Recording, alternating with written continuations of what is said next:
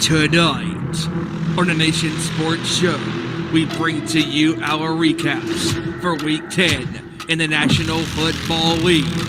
We bring to you our score predictions for Week 11's games, the latest news in the NBA, and more. It's showtime.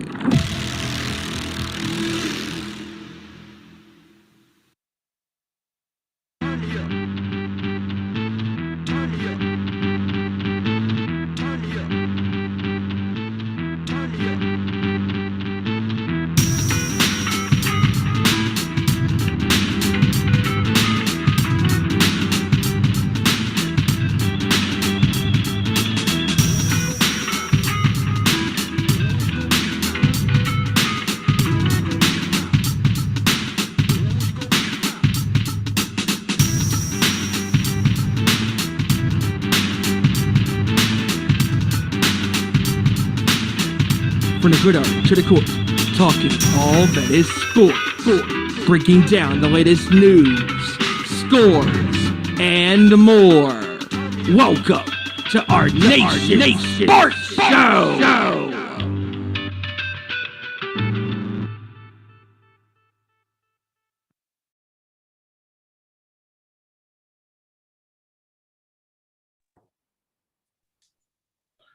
All right. We're all here. We're all ready to go. Let's do this. All right. We are live. It is another great Tuesday. We're doing good. Hopefully Joey's internet stays that way, because otherwise he probably look like a stop motion picture. Then again, Elder would know about that. Sorry, Elder, I have to hit you with an insult within the first 30 seconds of the show. But we are live. We are here. We're ready to go. You wanted the best. You wanted the best. They weren't available, so you get us instead. It is our Nation Sports Show. Thank you for joining us once again. Can't wait to talk about what we love on this show, and that is the wonderful world of sports. But, of course, we can't do it without you guys and you guys interacting with us. And, of course, you can interact with us in multiple ways. Of course, here live on the YouTube, youtube.com/Our Nation Sports Show. Find us there. Like, subscribe, share, all that good stuff. Comment in the chat. We love to hear from you guys. Definitely love to hear you guys' opinions on what we're going to talk about today. Also, like to follow us on Twitter at Owen_Sports Show, Facebook.com/Our Nation Sports Show, and of course our Facebook page as well. Don't forget to follow the Nation's Corner at Nation's Corner. You can find them on their socials as well. YouTube channel, of course, 7 p.m. Eastern, 4 p.m. Pacific on Saturdays. The Nation's Corner does what they do, and that's they talk about what we love as well, professional wrestling. And boy, they got a big week to talk about already, and we haven't even gotten the Dynamite tomorrow, but we'll get more to that here in the next couple days. So we'll see how that goes. But enough of my yakking here. Also, one more thing. Don't forget to follow my group, Too Sweet Cosplay, across all socials. More information coming up about our next experience, and we'll be doing some interactive posts for War Games. So please keep an eye on our page for some interactive posts based on that. All right, here we go. Now that I'm done yakking, let's introduce the crew. Our buddy Randy Gyron unfortunately had a personal thing he had to take care of this week, so he is not on the show. However, he did send us his picks, and of course, Joey will be reading them off as we give our picks in the latter part of the show.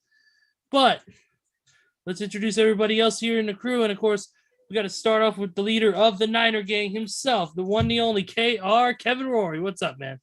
What's going on, everybody? Hope everybody had a good weekend watching this great slate of football games and all the other sports happening around the world and some basketball. And I'd like to point something out real quick, Ezra, though.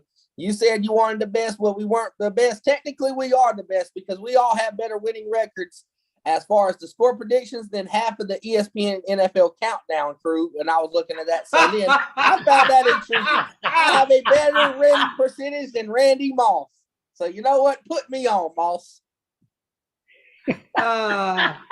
Here's fantastic. Here's the difference is he's making millions of dollars being wrong. We're making zero money being right.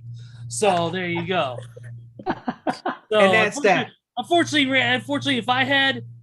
if I could make $300,000 a year and be wrong, I would do that in a heartbeat. I mean, I could do that all day long. Just ask Sharon Osbourne. But or Paul Stanley G. Simmons.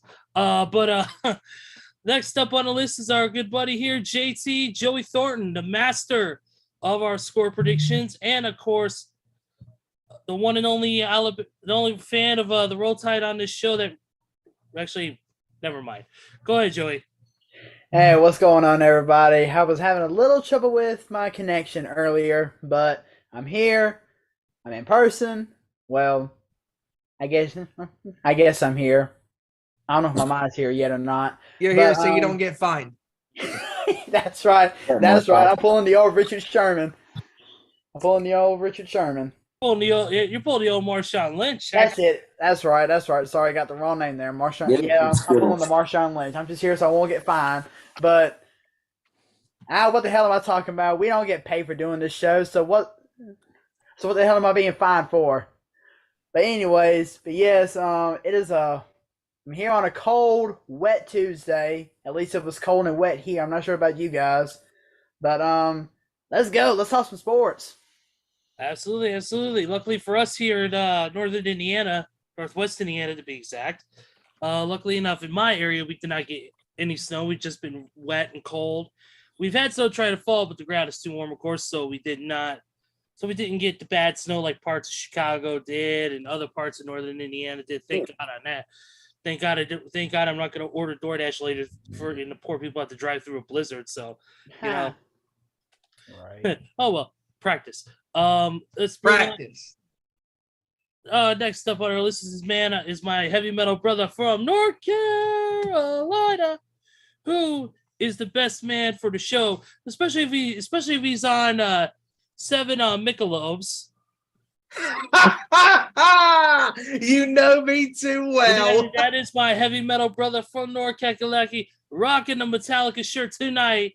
The one, the only, Stevie Wyand. What's up, man? Man, I'm rocking this Metallica shirt tonight because, man, as you all know, last week Metallica played a special show in Hollywood, Florida, at the Hard Rock Hotel and Casino at the Seminole Hard Rock Live, and playing songs from the first 2 records, Kill 'Em All and Ride the Lightning, and it was an incredible show. I mean, just the production, the sound, just everything about it. The band sounds tight as hell, and you can tell that the guys are just having a lot of fun up there. No matter what happens on that stage, they have fun, and that's all that matters. And it was an incredible show last week. I mean, just great energy from the crowd, the band.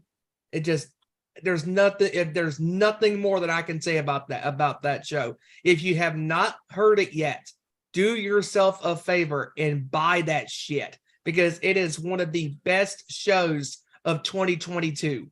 And there is some videos that have been posted from the show on Metallica's YouTube. So check that out. It's good stuff.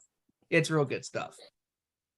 All right, definitely you can get that livemetallica.com is where you can buy all your Metallica stuff there, especially all your live shows you may want to listen to. They're readily available, professionally recorded.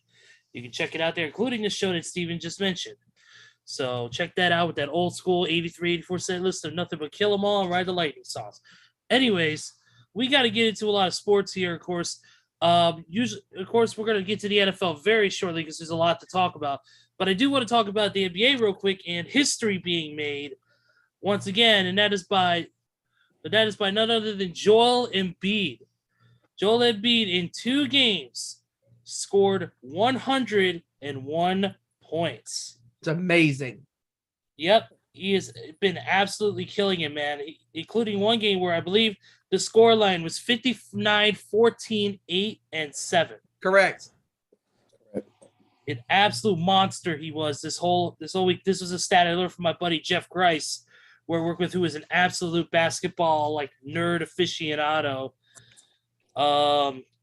He told me this stat right here: 59 points, 11 rebounds, 8 assists, 7 block shots. Holy smokes! And like I said, 101 points in two games. Wow. So the question first of all, I want to say congratulations to Joel Embiid on that hell of a performance. But the question I have for you guys is this concerning? Because is this going to be an expectation that the 76ers organization is going to have for Joel, knowing he could do these big numbers? Do you think that's because we've learned in the past from teams who have high-scoring players, sometimes it becomes a curse because then the other players sometimes will slack off and not put in their best effort, knowing they have a superstar who can score 40-plus points a game every game and not be that superstar all the time, most of the time. But when they get injured, then the team falls apart and they start declining and having a losing record. So that's a question I want to ask. That is him having these performances eventually going to be an issue if he's able to keep it steadily and stay out of injury? Me personally, I don't think it's going to be an issue. Me personally, I think it already is an issue because if you take the performance that Joel Embiid has put in over his past 2 games and put it back in the early days of basketball, in the days of like Larry Bird, Magic Johnson, Kobe Bryant, Michael Jordan. Yep. That would be like almost legendary right there. That would be almost legendary. But this generation of the NBA has gotten so much weaker over the past several years. So much weaker. And it's almost laughable almost. Because, you got your superstar players like your Steph Currys, your Jordan Pooles, your Giannis, your Trae Youngs, your DeMar DeRozans, your Kawhi Leonards, your Paul Georges, and this, that, and the other. Mm-hmm. But Joel Embiid is no doubt the biggest player that Philadelphia has right now because James Harden is too worried about his beard to even play a game of basketball. And knowing James Harden, he's going to struggle anyways because James Harden just doesn't really have it anymore, in my personal opinion. Every once in a while, he could probably break out and have a good game, but it's not going to be a night-to-night basis anymore for him. It was earlier in his career, but we're not going to see that anymore because he just don't have it. But, yeah, it already is a concern for me because, like I said, this generation of the NBA has gotten so much weaker and so much lighter over the years as compared to what it was like back in the 70s, 80s, 90s, early 2000s. Because this generation, that generation of the NBA would smoke anybody in this generation. And it wouldn't even be close. It wouldn't even be close. But that's just my 2 cents. What do you guys think? I think it's an issue, but to me, it's been an issue. It's been an ongoing issue. But here's my thing of why it's an issue. He is a center, which means he's a big body. It's not sustainable for him to score 60 a night and this and that come playoff time because we watched him do it last year. He dominated, maybe not that same stat line, but he had games where he went 45, 47, 48, 45. What happened? He ran out of gas against the Miami Heat. Miami stomped them because he didn't have it no more. He ran out of gas. He's a big body. Shaq didn't even put up them numbers like that, and them it's sustainable. There's got to be a certain, and this is why Doc Rivers is a piss poor coach. Doc Rivers needs to sit him down and say, hold on now, certain games, chill out. We need you for the postseason. You don't see Steph Curry going out there trying to score 50 a game for 10, 20 games because he learned his lesson back in 16 where he just ran out of gas in the finals after they tried so hard. Embiid needs to chill out, save that energy for the postseason. I get why he's doing it because actually I don't think we mentioned this, which is a big concern. James Harden has been out and will continue to be out for the next 4 to 5 weeks with an elbow injury or shoulder injury, something like that. He had arthroscopic surgery or something. That's a great point. About that. So, Tyrese Maxey can't hold the load by himself. So I get Embiid's trying to step up, but all I'm saying is if they want success in the postseason, when Harden gets back, Harden needs to shoulder the load himself and give Embiid a break because his 60-point games, whatever, they're not sustainable. I'm sorry, not for a big guy. It's sustainable for someone like Damian Lillard, Steph Curry for a while. It's not sustainable to a 250-plus pounder who's a big body who gets banged up inside all the time. I mean, it's not sustainable. And he's just going to run out of gas when it matters most, when his team needs him in a game 6 in Miami where he's out there huffing and puffing, rolling on the floor because he's just gassed. He's done gave it all. His team needs to help him. Doc Rivers needs to help him. He needs to be a coach and do his job, or get Tobias Harris the fuck out of there. Give him some inside help because Embiid just can't do it on his own. Right. Which I will say he was robbed of the MVP last year also, by the way. Right, because last year, when you look at the way Embiid played last year, I mean, even when he was dropping 30 points almost a night, 30, 20 boards, 30, 15, sometimes 35 and 16 boards, I mean, you know, that's a lot of wear and tear on your body during a season. You have to have production around all of your guys with Harris and Harden and everybody showing up to help you out, because if you don't, you're going to run – the gas out of the tank is going to be gone.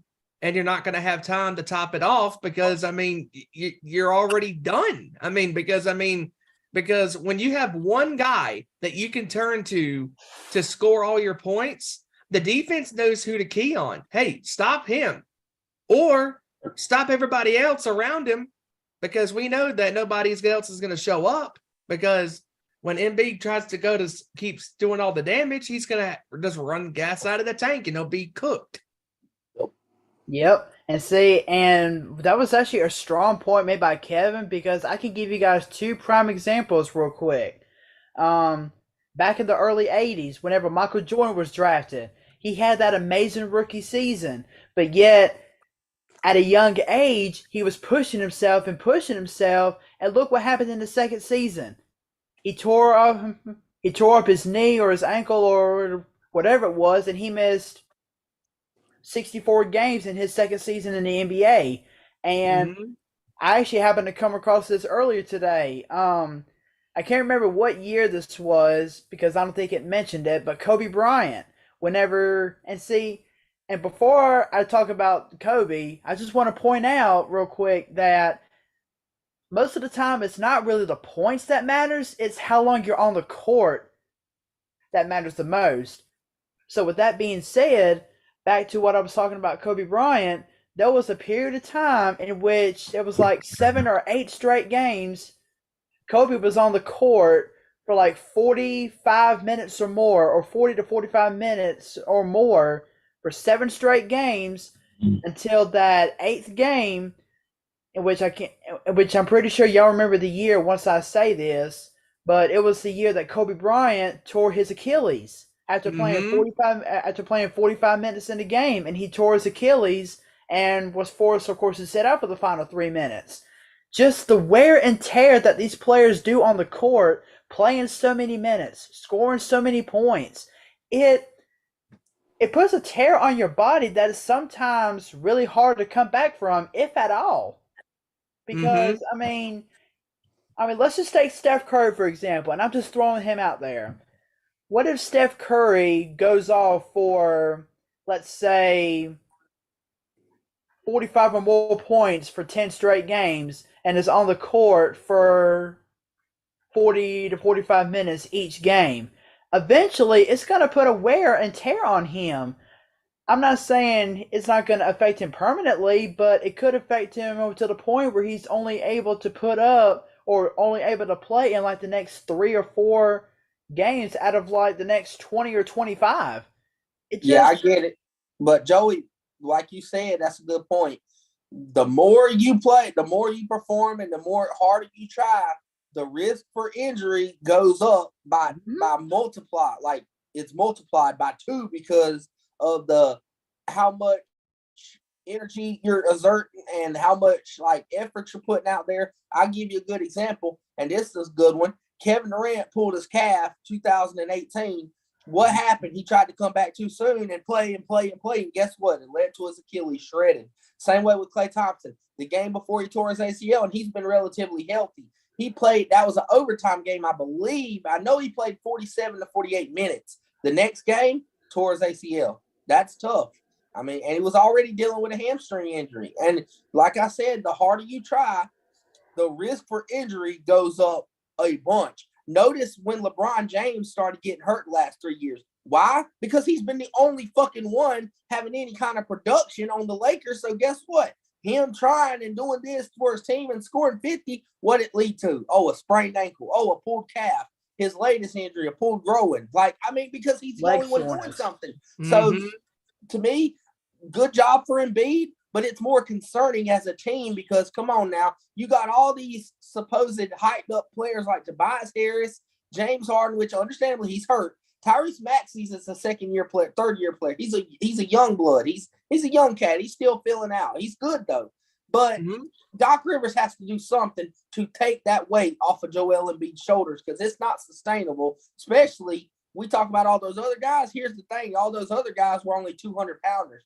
Embiid is up to that 300 mark. He's a big body. That's extra weight on his physical body. It's a lot. It's a very lot for him.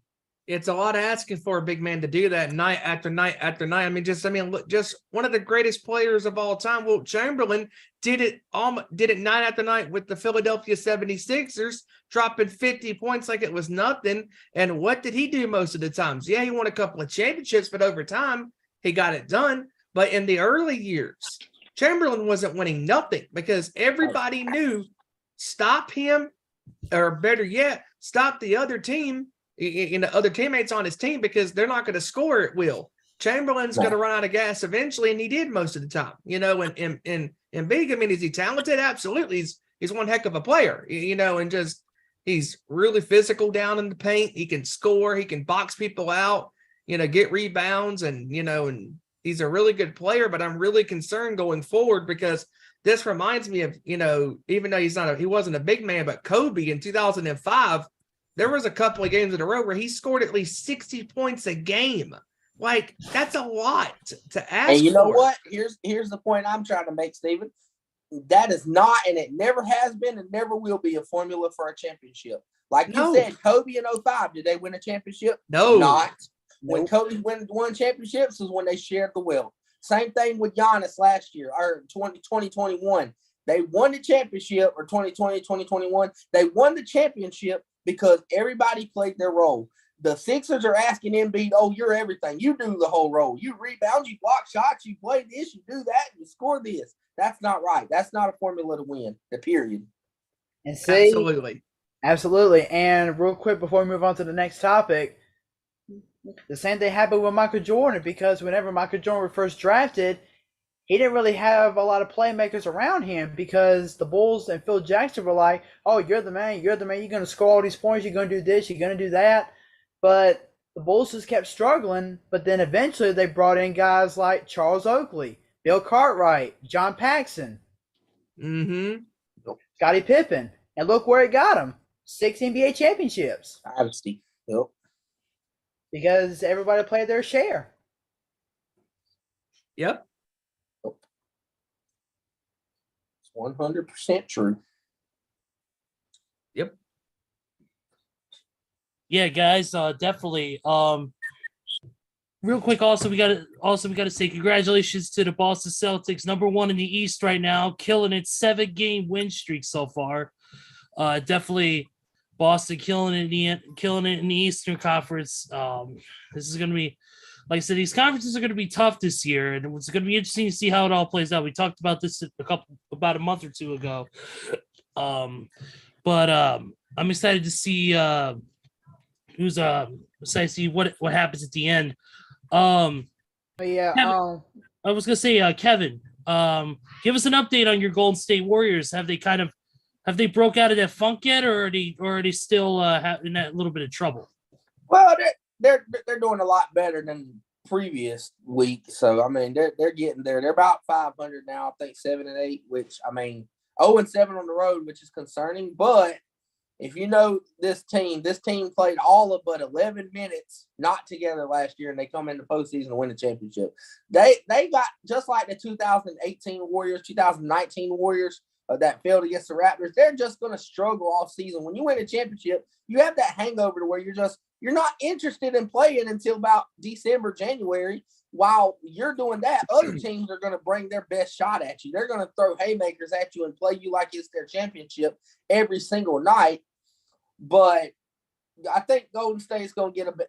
They're just trying to develop their youngsters right now, their bench. And one move they made also just brought up today that they're sending James Wiseman to the G League for possibly 2 to 3 months to play, which will help him because, I mean, because of COVID, he played all but 2 games at Memphis in college. 2 games. He basically came out of the pros out of high school, then missed all of last year. So he needs some reps up under his belt. Steve Kerr knows that. He's a smart guy, smart coach.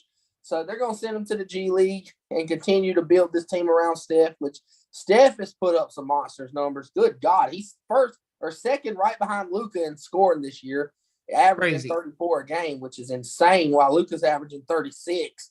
I mean, it's insane. Steph Curry's doing his job. Wiggins is doing his job. The main thing that their problem is defense. They just – and I really blame that on Draymond, dude, because you're a leader. You're supposed to have that defense right. That's your job, and this defense has been lackluster at best. So, I mean, I look for it to pick up over the next couple months, and they'll be right back in the swing of things, though. Yep. How about Jordan Poole going off the other night again? 32 points. What was it? Spurs? Last night, 36. Yeah, last night against Spurs. 36 and a blowout on the Spurs. Beat old Greg Popovich. Dude, Jordan Poole proving he's worth every bit of money they spent on him. I do got to bring up one thing, Ezra. I thought this was awesome, and it concerns your Bulls. Here's how you know Greg Popovich is one of the most respectable, not only coaches, but great men that we've ever come across. DeMar DeRozan scored his, I think, 10,000 points, something like that. He had a mile-high accolade, and Greg Popovich called a timeout just so they could celebrate DeMar DeRozan scoring. And he came over there, gave him a big hug, and joked with him. I thought that was very respectable as a coach because he coached DeMar for about 4 or 5 years, 4 years in San Antonio. Yep. Yeah, right after he got traded for Kawhi Leonard, he coached DeMar for the next 3 or 4 years. And he had a pretty good run with the Spurs too. Yep. Yes, and I swear DeMar, I mean, Greg Popovich is he's a love guy, love coach. Him being the all-time winning leader, I love it for him, man. I love Greg Popovich. Popovich is a lot of people, of course, me being from the Northern Indiana area, Popovich is a Maryville High School graduate, and he's also born in East Chicago, Indiana, which is only roughly about 20-25 minutes away. So Pop is definitely a hometown boy, despite him being known for his role in San Antonio. He's definitely a Northern Indiana guy. So I definitely love it. I've always loved Pop as a coach, as a person, despite his tough attitude, gruff exterior that he always shows in games. He truly is a nice guy. He truly gives credit to people where credit is due. That's why he's been so successful as a coach, and that's why he's so loved in the NBA, because of the fact of he may look tough, but he's got sensibility when it comes to, especially for people who he had coached in the past, like a DeMar DeRozan. Yes. And same thing could happen. Same thing probably happened in the past with other players, maybe that were on his team that celebrated big moments like that, like a Tony Parker, a Manu Ginobili, a Tim Duncan. Those guys who break records and break standards. Popovich always treated each guy from the top to the bottom, 1 to 15, the same way. And that's what makes Greg one of the greatest basketball coaches of all time. I mean, just his disciplined attitude, taking each guy under his wing, telling the guys on the bench, hey, whenever your number's called upon, you better be ready to step up. And every time, him being the leader of men, he is the true definition of a leader of all men, because he made sure that he had all of his troops ready, locked and loaded to step up in the biggest moments when the stage is, when the lights were bright as they could be. And just great guy, absolute great guy. Yep, just enjoy him while you got the time, because he ain't gonna be there forever. Yep. Couldn't have said it better.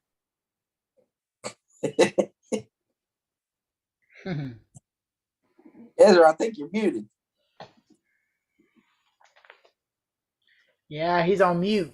Yeah, I think he's on mute, just like Josh McDaniels is as a head coach with the Raiders.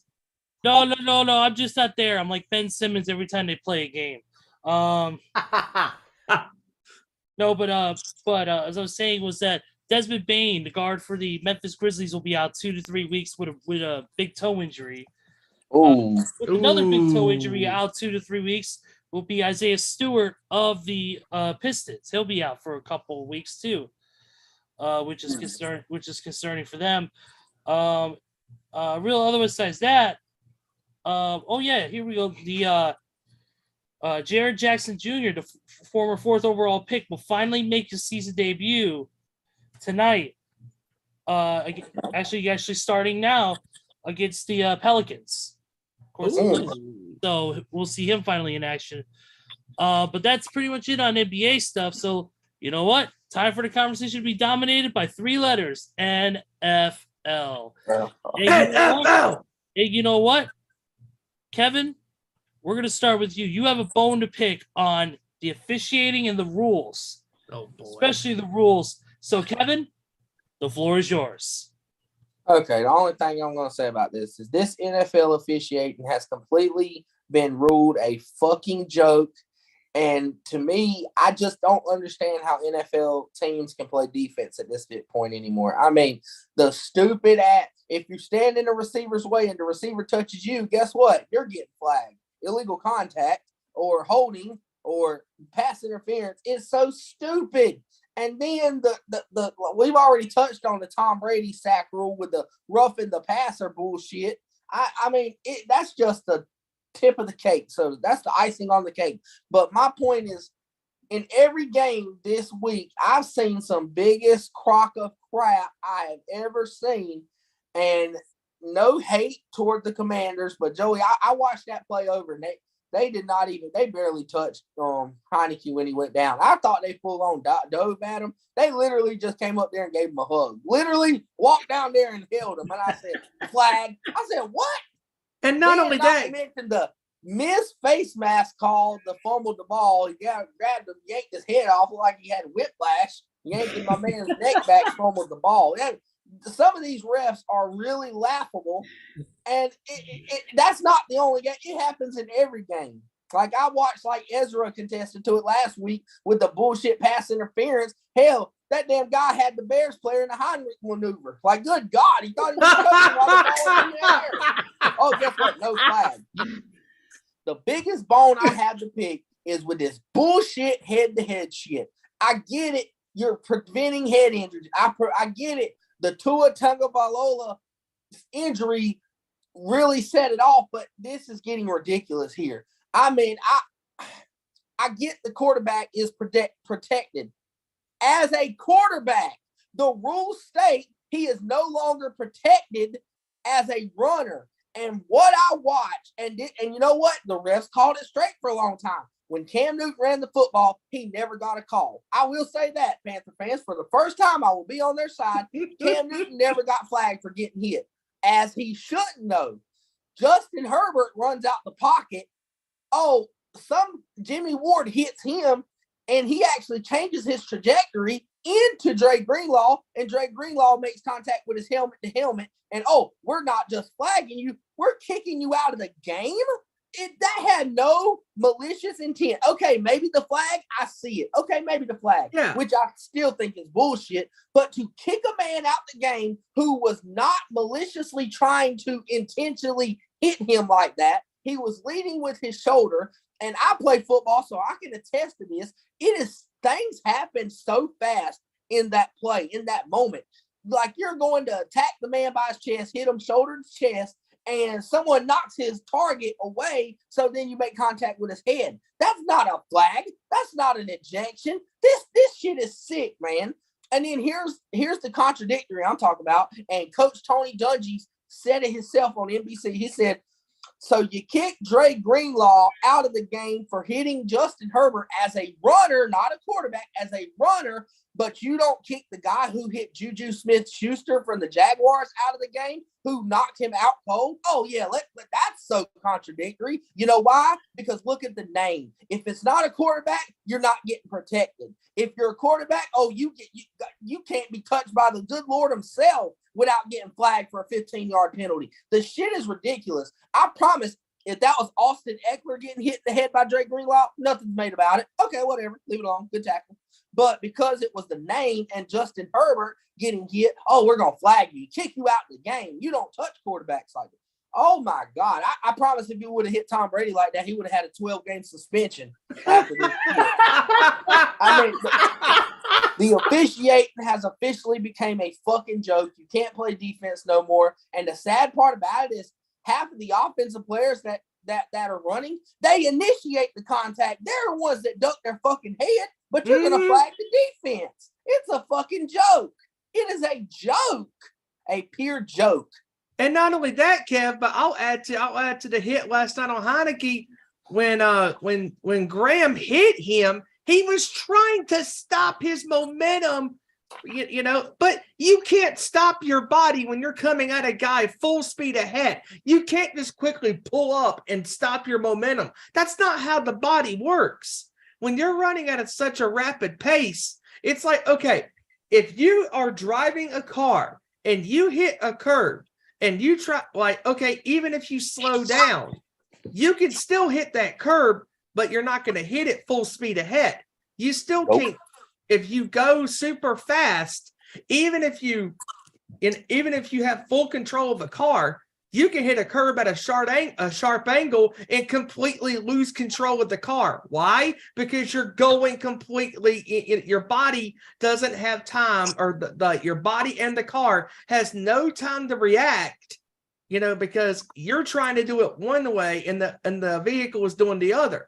And just like in football or in basketball, if you jump for a ball to get try to get a rebound, and somehow you come crashing into a guy, you can't help it. Things happen. That's what happens in sports. Things happen. I don't think Graham had any intentions on hurting Taylor Heineke last night, because because when you give yourself up, okay, I understand that you can't hit him, but at the same time, he tried to stop himself from hitting him, because all the announcers were saying, "What are you doing? You know, like, you're throwing a flag for that." Because as soon as that flag was thrown for they knew it. Not only that, bullshit. Not only that, but Philadelphia was ready to burn that stadium down last night. Because I mean, it was, and Troy Aikman said last night, you know, it was a great game, but you don't want the game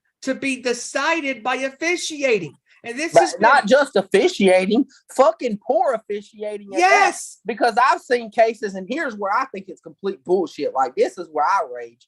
Okay, the quarterback gives himself up. I get it. So let up. That means a defensive player is supposed to not go so hard thinking he's going to slide. Well, I've seen where quarterbacks fake the fucking slide and keep going. That's not fair. Like, that's complete bullshit. Like, oh, I'm going to go get myself. No, I'm going to fake it and run. What? That's bullshit. No. And you wonder why you get hit in the head or you get hurt. You know what? Dre Greenlaw is not a dirty player. He's never been a dirty player. He's never had any dirty incident.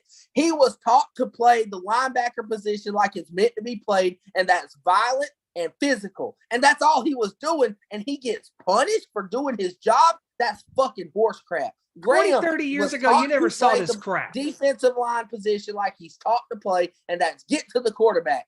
I mean, he pulled up. Jesus Christ, he didn't go full speed ahead. You flag him for it? I mean, come on, man. Not only that, but if the quarterback is in front of you and he's trying to make a play, of course you're going to hit the quarterback. I mean, come on. I mean, what is Greenlaw supposed to do? Let Herbert throw a touchdown possibly? You know, make a broken play out of nothing? No, if the guy is right in front of you, hit him. Actually, according to the rules, too, and I'm not the rules expert, I'm just going by what I read.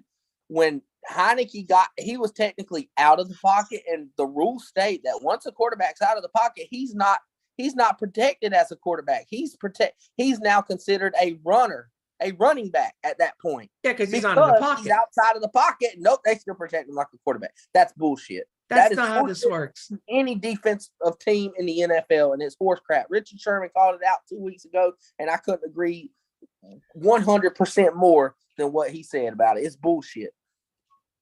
Absolutely terrible. The NFL has officially become a flag football league. Yep. Amen to that. Yep. Can't even play your positions right. Yep. Sorry, I had to go take a Josh McDaniels. I was. There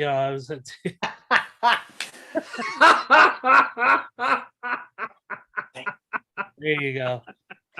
There you go. My comedic efforts. There you go. They work sometimes. Oh God. Next. And also next, but quick shout out to our boy Tony Justice in the chat. Ooh. You know, you know what? Tony right? Tony is not a Let me talk to you. You want to talk to a mega star? Oh wait, that's for another show. That's for another show. I apologize. Before we begin, though, we got to send out a couple of things. We got to send out a couple of condolences. We forgot to mention at the top of the show, not related to sports by any chance, but they're related to things that we love. We got to give condolences to the legendary Gallagher, one of the greatest comedians of all time, known for using his sledge-o-matic and smashing watermelon all over the crowd. A legend in Vegas, a legend in the comedy world with his physical comedy more than his talking. One of the few guys of his time to be able to do that. And then he passed away at the age of 76. And then of course the big news that shocked everybody was the passing of Kevin Conroy. Kevin Conroy, of course, the legendary voice of Batman for so many years in so many different incarnations, animated, in video games. He's done it all. One of the legendary voices of most of our childhoods, unfortunately, lost his battle with cancer, I believe, at the age of 66. Yes. So definitely want to send our condolences to the family and friends of Kevin Conroy and the family of Gallagher as well. I do want to point out real quick, I actually found this out over this past weekend. My brother-in-law, who is really big on the comics and the video games, he actually met Kevin Conroy at one of the Galaxy Cons. Nice. He did. Yep. Wow. Kevin Conroy was a fixture at the Comic-Con circuit. You see him all the time, whether it was at C2E2, New York Comic-Con, Galaxy Con, wherever those Comic-Cons, you would find him. And you know, that's where you see him and you get to meet him. He wasn't that terribly expensive either, which was great. You know, it was very affordable to meet Kevin Conroy. I've had multiple opportunities too, but unfortunately financially it just never worked out. But definitely wanted to see that because he's definitely somebody who transcends what we talk about anyways. He's a part of a lot of our childhoods growing up. Mm-hmm. And the Mark Hamill, man. Especially dynamic duo in the Batman animated series. Especially me being a massive Batman animated series fan growing up. That was my stuff, man. And, you know, so to lose him was a big blow to a lot of us, especially us who love the anime stuff, the comic books. Definitely big loss for him. Like I said, big loss in the comedy world for Gallagher. Mm-hmm. So who, you know, one of the great legends of that time. But on the heart of condolences real quick, I feel like we need to bring this up at least for a minute or two. I think I speak for everyone here when we say that our hearts go out to the University of Virginia for what happened with those 3 football players. That was very sad. Oh, the gunman is luckily for us, the gunman is in custody. He will be charged with 3 counts of murder. Right now he's being questioned and all that stuff, but yeah, definitely those 3 football players unfortunately senselessly lost their lives being shot. And definitely want to send my condolences to the family and friends of those involved. And definitely want to send our prayers to them, and hopefully they're able to heal soon. Yes. Joey is currently laughing his ass off at something. Kevin, what did you send him? Kevin, really? What? What? Was it a picture? Wait, was it a picture of Ben Simmons actually working out and actually making progress? No, that's impossible. I mean, this is actually true. No, it's in the chat of a picture saying that Kyler Murray is literally the size of Trent Williams' arm. Hey, I will say this much: he's not wrong. See? No, Ben Simmons would be inaccurate. Lord have mercy, Kevin. Come on, man.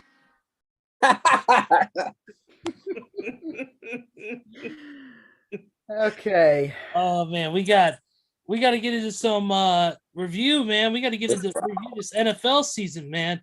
Yep. Weekend, man. It has been Another crazy week with some crazy games. And you know what? You know what the worst part is? My fucking my freaking page deleted with the NFL scores I had up. Oh no! I love technology, but I love technology. don't worry, I'll get it up in a second. That's what she said. But I got it right here. I got it right here though. We started off Thursday with yawn. Panthers somehow pull out a victory. Steven's favorite team wins again. Finally. Against the 4-6 Falcons, 26-15. Terrible. But still, yawn. Yawn. And then we had But on the bright side though, Deontay Foreman, after getting cut by the Falcons last season, he completely torched them in both games this season. So I guess it was sweeter than him. From what I heard, PJ Walker will not play. Instead, Baker Mayfield's back at starting. Oh, that's wonderful. Good, another team he could fuck up. Yeah. Yep. But anyways, moving forward, we got the starting one was the Munich game, and that was the Bucks and the Seahawks. What did Kevin and myself say on this show last week? That we did not trust Seattle against a team that had a really good defense, and Tampa's defense came to play on Sunday in Germany, and Tom Brady finally decides to have a pretty good game on Sunday in Germany and leads the Bucks to a couple of touchdown drives. Fournette runs in a touchdown himself, and the Bucks offense, for once, ran the ball good, threw the ball pretty good. The defense showed up, and they won back-to-back games. Hey, except one problem, Steven. There What? was one particular play I about shit my pants when I seen, and that is when whoever this goofy ass offensive play caller for Tampa decides, it's like someone took their 4-year-old little cousin on Madden and designed the play, because they had Tom Brady at wide receiver running a go route on a DB. He tripped and fell. The DB, first of all, why would you line up in the formation? Second of all, why would you throw Brady the ball? Third of all, picked off and Brady getting called for tripping, and then Brady gonna talk about after the game, if I didn't fell down, I was gonna boss him. No, you wasn't, you 45-year-old grandpa with newly added dentures. You just get your ass back at quarterback and leave the receiver to the receiver. Brady played receiver in Germany at 9 a.m. in the morning. What a Sunday. I knew it was gonna be a spectacular Sunday when I see that shit. 9 a.m. on a Sunday, Brady's at wide receiver. I knew something about that day. my God. I saw that clip, and I had to look at my bottle in my fridge and make sure I didn't start drinking. You know what? I thought I was hammered at 9 in the morning, and I realized, oh crap, that's not the case. Thank God I did not have those Michelob Ultras on Saturday night going into Sunday, because I would have welcomed going, what the same hell? Because well, you should have had them on Thursday during your team's game because it was fucking boring. Dude, I've seen Tyrus matches more entertaining than this. Dude, I've seen better decisions made for Saturday night games than main events for NWA events. Ow! Ouch! And by the way, Nick Aldis would agree. But real quick though, on a serious note, in regards to that Buccaneers Seahawks game, I mentioned this during the pre-show because Ezra wasn't quite on yet before my connection went out. But I got to give mad respect to Mr. Devin White, because Kevin and Steven didn't know about this, and I didn't know about it until I read it on ESPN. But the Buccaneers team, they were actually in the process of boarding their plane to fly over to Germany when Devin White got a text from his, I think it was his mother, saying that his father had unexpectedly passed away at the age of 45. But yet Devin White goes over to Germany and pretty much has the best game of his NFL career. So mad respect to Devin White. Mad respect. Yes, absolutely. Definitely mad respect to him for doing that. And condolences to Devin White as well. Definitely. I hate for that to happen to anybody. But the next game we got to talk about is probably the most wild game of the entire week, and that was Buffalo and Minnesota. And not just for the week, but for the entire season. That ending was insane. Oh my God. Freaking insane. Unbelievable Oh my goodness. game. Unbelievable game. I mean, incredible. To be down 27-10 and having to make that comeback like the Vikings had to do in that fourth quarter. And can we just put some respect on JJ, Justin Jefferson? I mean, my God. JJ, buddy. Dude, I mean, that 4th and 18 conversion with the defensive back on him, breathing down his neck, a possibility at a game-sealing interception, and Jefferson just took the ball and his cookies away from him and snagged that ball and kept the Vikings' hopes alive in that game. And it was just crazy how that game ended because, I mean, the madness was already beginning because the Vikings are down by 4 and they get all the way down to the 1-yard line. 4th and goal, Kirk Cousins gets stopped. And then on the next play, when Buffalo gets the ball back, you think that Buffalo is going to pull this out. Y'all, they'll push the pile. Allen will, sneak it to get out of the end zone. Not only did he lose the ball, but he fumbled the snap from the center. And it was madness. And a touchdown on a fumble recovery by the Vikings. I mean, that's crazy. It was nuts. Absolutely insane. And see, and in regards to that amazing catch by Jay Jettis, as crazy amount of catches as we've seen Odell do over the years, even Odell tweeted out, "Oh my goodness," in all caps and related to that catch. And honestly, I don't blame him because that was probably one of the best catches we've ever seen, not just in this season or this decade, but in the entire lifetime of the NFL. Yeah, the ending, hands down. The ending to that game was absolutely insane. If I'm the Bills, to be honest, I would have probably lined up in shotgun and took the safety and trusted my defense with no time left. Basically, is what I would have done personally. Because I mean, the worst they could have done was get in the field goal range with so little time remaining. To be honest, I think here's where I have a problem with Minnesota. They struggle when they don't throw to Justin Jefferson. They have trailed by double digits in a lot of games where they just don't seem to get Jay Jettis involved. Once he gets involved, they come back and they come roaring back and dominate. So I'm just saying it right now. Like I said it in the pre-show. I said it in the preseason. I said it in the offseason. Justin Jefferson will be, if not right now, he is the best pure wide receiver in the game.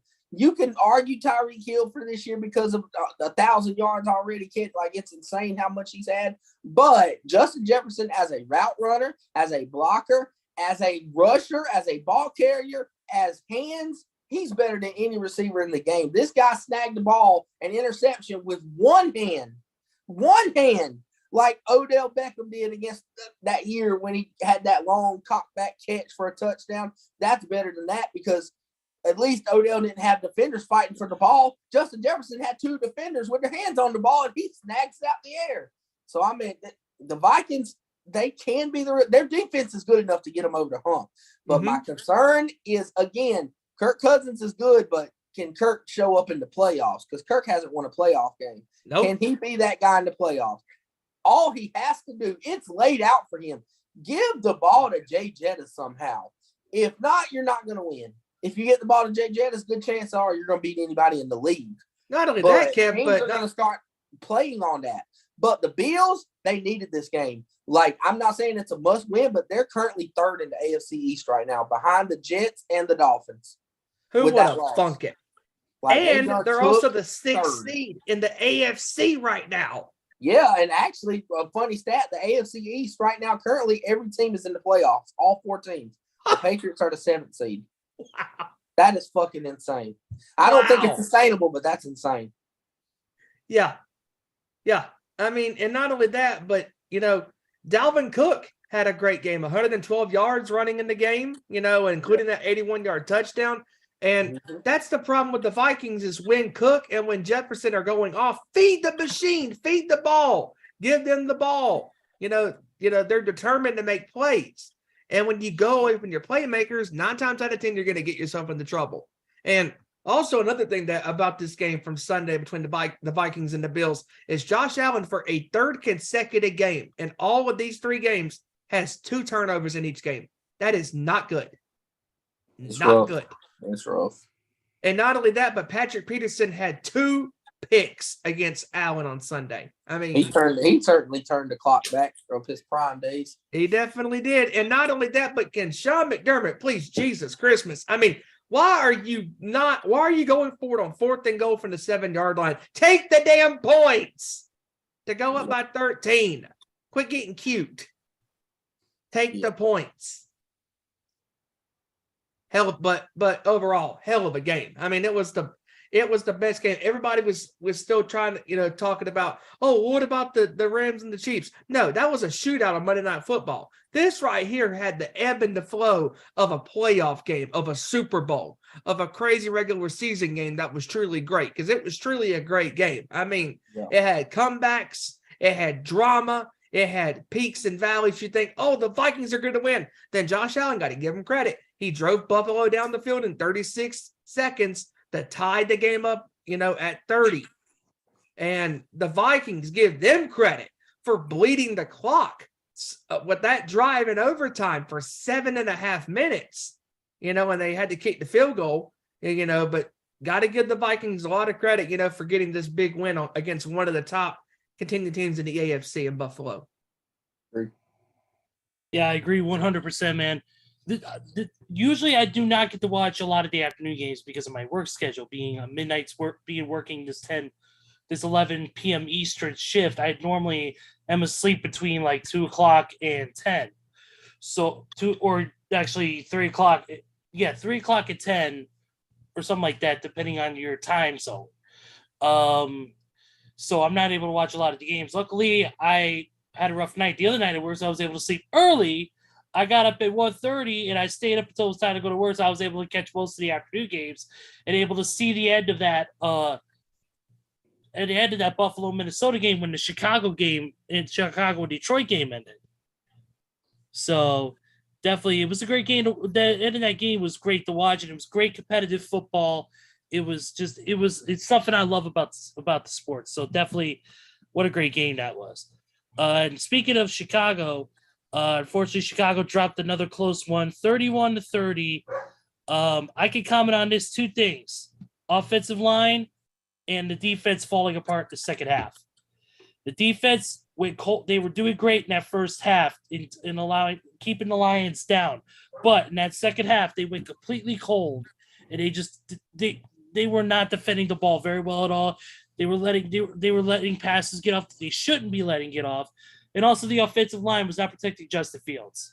Fields had another excellent day running the ball again, which I'm glad he's doing. I'm glad we finally, after all these years, have a full mobile quarterback that can run the ball. That is the one thing we've been missing for a while. But in fact, we need receivers too. But that's a whole different ballgame. That's a whole different topic for the end of the season. But to me, it was mainly the offensive line couldn't protect Fields, and the defense just was anemic in that second half. And also to add to that too, Detroit also made a great play on that pick 6 that got him back into the game, and that right there, and then I'm like, yep, ball game, and also what was critical too was the kicker for Chicago missing the extra point on their touchdown. That was critical. Another thing was the penalties too. The Bears had 8 penalties in that second half, which would kill them later on. And that's another thing, giving up so much yardage penalty wise, and then them scoring on those penalties was not a good thing for Chicago. Chicago's got to contain that issue next week. But definitely good effort though by the Lions. Jared Goff came out there ready to play. All the guys, Amari St. Brown came out there ready. So I can't give them really no shit for anything. But like I said, in my opinion, the offensive line and the defense failed us on Sunday. But Fields another great performance and another great step towards being what I think he will be, and that is the future of Chicago Bears football. Agreed. Another great performance. Next game on the docket is the Chiefs stomping the Jaguars 27-17. Man, Patrick Patrick Mahomes, man. A little closer than I thought, though. Yep. I mean, Mahomes, man, he's dude is something special. I mean, yet again, another 4-touchdown masterpiece by Mahomes. Leads the league in touchdown passes. 26-35, 321, 4 touchdowns, only 1 pick. Definitely got to give and also Travis Kelce 6 catches for 81. And a touchdown. Yep, and a touchdown. Valdez-Scantling had 3 catches for 60 and a touchdown. Same thing with Kadarius Toney. And then Noah Gray had 2 catches for 20 yards and a TD as well. Definitely some great plays. Definitely some great ball distribution by Patrick Mahomes. Really hitting every target that he can to get him out there and get him to score. And Mahomes is something special. We've said that for years. This guy is a could be a future Hall of Famer if his career pans out right and he does the right things. And so far he is. I mean, you can't argue with this. Super Bowl champion, excellent quarterback, one of the best in the league, especially if he's got the right guys with him. And to me, I think they're starting to cook on all cylinders now, and I think they're really starting to hammer the point home that, hey, we're here. We're 7-2. We're ready to go. We're ready to try to hit that mark again. Let's go. Yep. They're back in business, and they're also back on top of the AFC. Yep. Exactly. And then for the Jaguars, Trevor Lawrence had a decent day. 29-40, 259 with 2 TDs. No picks. Not bad. Yeah, he had a pretty decent day, so definitely that's good for him. Getting better. Oh, yeah. Next up, the Dolphins absolutely destroyed the Browns. That was an annihilation. Tua just went to work on Cleveland, just dicing them up. I mean, just let's read these stats. Let's see. You had 25 of 32, 285 with 3 TDs, no picks. And then you had Jeff Wilson, 17 carries for 119 yards and a touchdown. Man. 7 yards a carry. Jesus. I mean, Miami has rattled off 7 consecutive victories in a row. 7-3 right now, man. They're unbelievable. Tua Tagovailoa comes back into the lineup and has led Miami to these victories. It just goes to show you that he is a very huge piece to that offense. And when Tua's not there, he's sorely missed. And he is exactly, especially since in games that Tua has started and played every single minute of the game. Like it says, Steven, the Dolphins are 7-0. I mean, you can't top that. No, the stats don't lie. And also, we can't forget about, and then also for real quick, the Browns, Jacoby Brissett, 212 yards, 1 touchdown, 22-35. Nick Chubb at 63 yards on 11 carries and a touchdown, 5.7 yards a carry. And really the only other person to score a touchdown was Harrison Bryant. So now at this point, not even Deshaun Watson is going to save this Cleveland Browns organization whenever he comes back in a few weeks. They need a serious rebuild.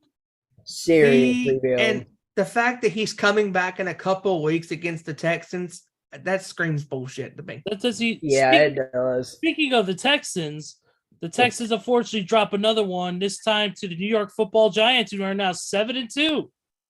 And the Texans are a pathetic 1-7-1. 1-7-1. Giants are now 7-2. Unreal. Who would have? I want to pump the brakes on the Giants though. They have an easy schedule. I mean, good God Almighty, they're playing a fucking bunch of Powerpuff teams. But in a couple weeks, Kevin, in a couple weeks though, their schedule does get hard. They got a couple tests. The Cowboys on Thanksgiving Day, and then the Eagles also coming up as well. Wait a minute, that's not a test. The Cowboys always lose on fucking Thanksgiving. They can play they can play Bishop Sycamore and lose on Thanksgiving. I want to see them play the Eagles. Well, it's because they maybe this year they'll learn to not eat the turkey before they play it until after they play. Oh. And stay out of Salvation Army pots. Because you know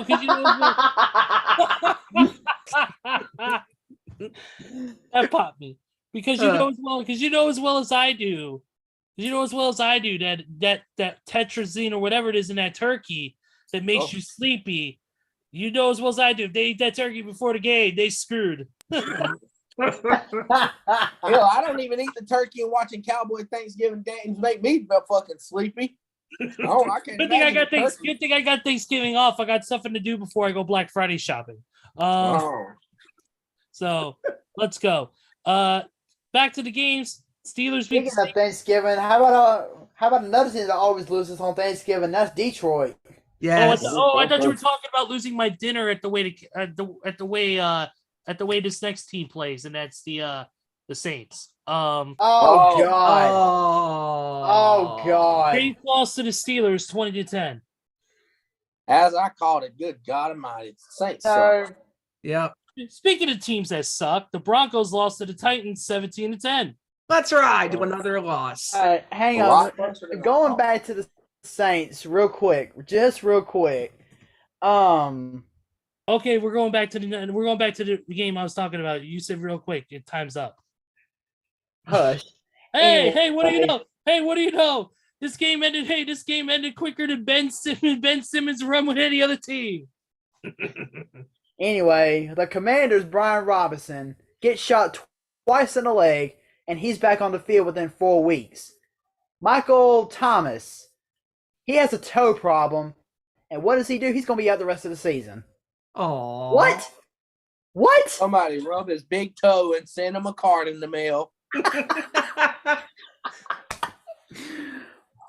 Seriously, what? Come on. When I was out for a week from work this past year, I got a card for my job that was more sympathetic than the card he probably got. Probably like, sorry about your big toe. Get your ass up and get back to work. And plus, I'm not sure if you guys have been keeping track of this, but new video has been released that clearly shows Alvin Kamara punching that dude out of that bar. So he might get a suspension on that very soon. He'd make Chuck Norris proud. Come on, Kevin. No. Now, if he roundhouse kicked him, I would be thoroughly impressed. Oh, yeah. Yes. But okay, he's making Stone Cold Steve Austin proud. There we go. What? One. There you go. Next game we got to talk about here is the Titans and the Broncos. Bull crap. Hey, I'm just happy Titans won, man. Go Tennessee on that one. If I had to pick a second team, I always say Nissan Stadium Zone, Tennessee Titans would be my second team. Not just because of King Henry, but because Tennessee, like I said, special place in my heart, and it's like my second home. So there you go. Russell Wilson out here screaming, Broncos country, let's ride on all 4 crippled feet. Because we crippled right now. Look out there looking like Joe Swanson. They ain't riding all right. They riding in a wheelchair. Yeah, well, I'll tell you what. Like Joe Swanson against the giant rat in the episode of Family Guy. Bring it on! And then get different so you can get your ass whooped. Good job, Broncos. Boy, I'll tell you what. At this rate, Russell Wilson better be glad he's already put pen to paper with that huge contract because, damn, he sure ain't playing worth 2 fucking cents right now. Nope. Legal robbery. Robbery. It's a legal binding robbery. Yeah, you're robbing him blind. Literally. Yeah, absolutely. You know? Dude, I've seen better robberies and most cop shows on TV than this one. Ooh. Oh my God. Anyways, let's get forward. The Colts beat the fired Josh McDaniels team. Listen, the Colts literally I mean, the Raiders literally lost to a team who hired a head coach off the couch. I mean, I'm going to go coach. Wait. Who do the Colts play next week? I believe it's the Philadelphia team. I'm going to go take Nick Sirianni's job next week and see if I can't beat the Raiders. Man, God, everybody beats the Raiders. Wow. Hey, here's a stat. Here's a stat for you guys. Josh McDaniels in his first 6 starts as a head coach, 6-0. Since then, he's 7 for his last 24. God damn, Matt Rule. Who are you in this guy? Oh, yeah, you're Matt Rule. Get out of here, McDaniels. Oh, gosh. And did y'all hear his mini rant after the game? I think the word we can use for this rant and for his thoughts, pissed off.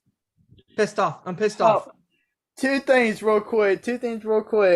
How about Randy in the chat saying that he's boycotting the game of football until the Raiders get rid of McDaniels? That's coming up soon, Randy. I promise you, dude. Wait. Time out here. Time out. 1 second. 1 second. He's not watching the Raiders voluntarily? Yep. Holy shit. Let me tell you. About voluntary I had the choice between watching the Raiders and keeping up with the Kardashians. I would watch to see who Kim is dating next on that show. Watch the Raiders on the team. Oh, and get this. Dude, I'm sorry, but Monday Night Raw last week is more entertaining than the Raiders have been all season long. Hey, you thought that was bad? Check this story out. Check this rumor out. You guys will not believe the latest rumor that's going around right now. The latest rumor going around right now is that Devontae Adams is already starting to request another trade. Hey, what do you know? He's taking after his old teammate Aaron Rodgers. Who would have thought? Who would have thought? Speaking of that fake fax card pussy, we'll talk about him in a second. Oh shit! Sorry. I'm in the mood to shoot. Full rounds today. You see, this is the true meaning of I woke up and chose violence. So, but yeah, like you said, Ezra, comparing the Raiders' performance all year to the episode of Monday Night Raw last week, you can take the absolute worst storyline ever in the history of Monday Night Raw, and it'll still be better than this Raiders organization. Yes. All season. How do you lose to a guy who doesn't even have coaching experience? By the way, definitely got to send a big congratulations to Jeff Saturday on a successful win. I will say that much. Yes, it was against the Raiders, who are in a big slump right now, but still, big moment for him, and the Colts. Did you have any catches in the chat whenever I was talking about the Raiders reaching out to that head coach in high school? This one's an all-time high. Here's the life of Jeff Saturday. He tweets out from his couch about a month ago, the Raiders are horrible, then proceeds to get his ass off the couch and coach the Indianapolis Bombs to a win over Josh McDaniels' Raiders. And not only that, Kevin, but Matt Ryan came back from the dead to throw for 228 yards. And not only that, but he runs for 39 like he's Michael Vick. Vanilla Vick. He runs like Michael Vick in that game. I'm like, dude. I guess in that case, his bark is worse than his bite. And how about Jonathan Taylor coming back from the dead for that 66-yard touchdown run? He just came back from the infirmary. Dude, a lot of people coming back from the dead. Halloween's over. We're focusing on Thanksgiving and Christmas. I mean, I got Jonathan Taylor on my fantasy team in the league that me and Kevin are doing. I send my condolences to you, Kevin. And I got the notification that Taylor had run for a 66-yard touchdown, and I was like, huh? Where has this been this whole year? In the infirmary. Getting his ankle bandage. Oh, God. Yeah, speaking. Yeah, it's been a shit show. Speaking of shit shows, most of the season, we got to talk about the Packers somehow pulling it out against Dallas. Oh, I know why. 4th and 4, running play on in OT when you're in field goal range. Why? Mike Prescott. McCarthy. No, Mike fucking McCarthy. sense. What Why the would hell are run you a doing? 4th and 4? Why would you run a play on a 4th and 4 in OT when you're in field goal range? You drop Prescott No back, and the sense. pass is incomplete.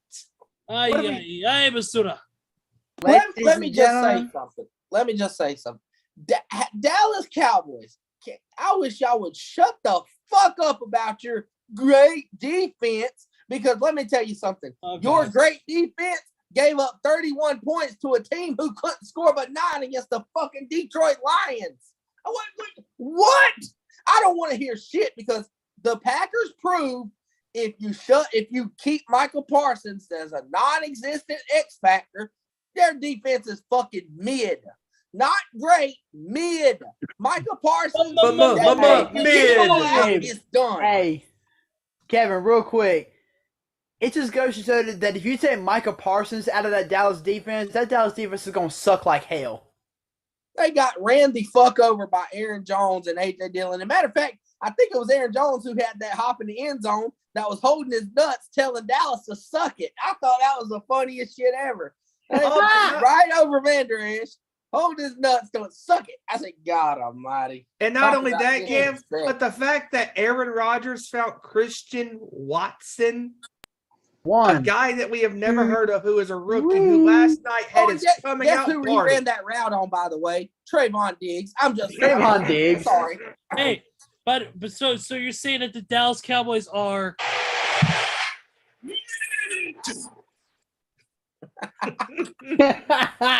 Thanks, There's the MJF. new soundbite for you, ladies and gentlemen. Mid. Mike McCarthy taking his headset off and slamming it down on the sideline. Dude, you're the one that has final say on the play, so that is your dang gum fault at that play. Exactly. What a fucking chode. What a fucking What a goof. Hey, Mike McCarthy is a Dummy, yeah. But then again, listen, then again, are we really surprised? We're talking about a coach who called a quarterback draw with 14 seconds left in a playoff game with no fucking timeouts left. Are we really surprised, people? I mean, No. but I will say this one, and I am going to give some credit to Dallas. They did play a good game in the first half. They outside of the two. The first, I criticized Dak's second of the two interceptions, which was I didn't look at the replay very well. I looked at it. It was not Dak's fault. What it was that CeeDee Lamb was supposed to run a crossing route, and it was supposed to be an inside crossing route. Instead, he ran outside behind the safety. So when Dak threw that ball, that safety was wide open, not realizing that CeeDee Lamb was supposed to be there. So CeeDee Lamb did not see the ball on that point. No, he seen He seen the ball, but he didn't see the safety, and he thought he was open. By the way, I used that line in the Discord when we were talking about it on Sunday, and it went over big. So thank you. Yeah, CeeDee Lamb, he was seeing the ball, but Dak Prescott had other ideas. Dak Prescott couldn't even see the safety and threw it right to him. Good job. I was gonna say I can't blame that 100% on Dak. That was no. But at the end of the day, that was CeeDee Lamb not reading the play properly. Yeah, I agree. But at the end of the day, the Cowboys in the biggest moment when it mattered did the Cowboyest shit ever, and that's choke. So good Cowboy job, shit. Do what you continue to do and choke. But yeah, I just wanted to give. I did wanted to give some credit to the Dallas because they did play a hell of a first half, and they played pretty well. They just made some mistakes at the end, and then that 4th and 4 OT going on that instead of kicking a field goal is what cost them. Oh, I can tell you as a Tony Pollard owner in fantasy, they only did well because Tony Pollard's running back one now, and not fucking Zeke. I mean, they're a whole better team than Tony Pollard. Tony Pollard had a hell of a game, man. He did. Let me tell you, CeeDee Lamb had some critical catches too throughout that game. CeeDee Lamb was playing and 2 touchdowns too. 2 touchdowns. He was playing very, very well. Like I said, the incident with the crossing route, and I think just like you said, the mistake on the 4th and 4 in OT. I think those are the two big critical plays that kind of sealed it for them in this. I just think that if Dallas would have been a bit better on that, I think it would have been. I think it just would have been a different game. Maybe we'd be talking about Dallas winning over Green Bay. Agree. But Aaron Rodgers once again, the Cowboys lost. The master of clinch. That man, if anything, we know about Aaron Rodgers more than anything. He's the master of two things: the master of the clinch play, master of the 2-minute offense. Mm-hmm. Nobody is better at 2-minute offenses than Aaron Rodgers. I know that being a Bears fan, that when he's on that 2-minute offense, you better be up by at least 2 touchdowns. Otherwise, he's going to make your ass suffer. Yep. And that he did, and they needed that win big time. And the fact that Mason Crosby kicked the game winner, so yes, he did. And I think Rodgers has gained a boost of confidence with this kid Watson, being a rookie, and he had a great game. He had 3 touchdowns, 4 catches for over 100 yards, and 3 of those catches were touchdowns. So great game by the rookie. Yeah, now if the Packers could only play the Cowboys and the Bears every game this season, they'll be in good hands. If they play anybody else, they're going to lose. Yeah, definitely. I agree with that. But, and of course, no Cowboys loss is complete without a roast from Stephen A. Smith. Yep, of course. We still got 3 games to go over, so let's quickly go over the next 2. Cardinals and the Rams. Cardinals won 27-17. Kyler Murray didn't. Did Kyler Murray even play this past week? No, he's out with a hamstring. No, he's out with a Call of Duty update. I meant the hamstring injury. Yes, it needed a transfer because he was still in the concussion protocol. Yep. So it was XFL quarterbacks playing against XFL quarterbacks, essentially. Yep.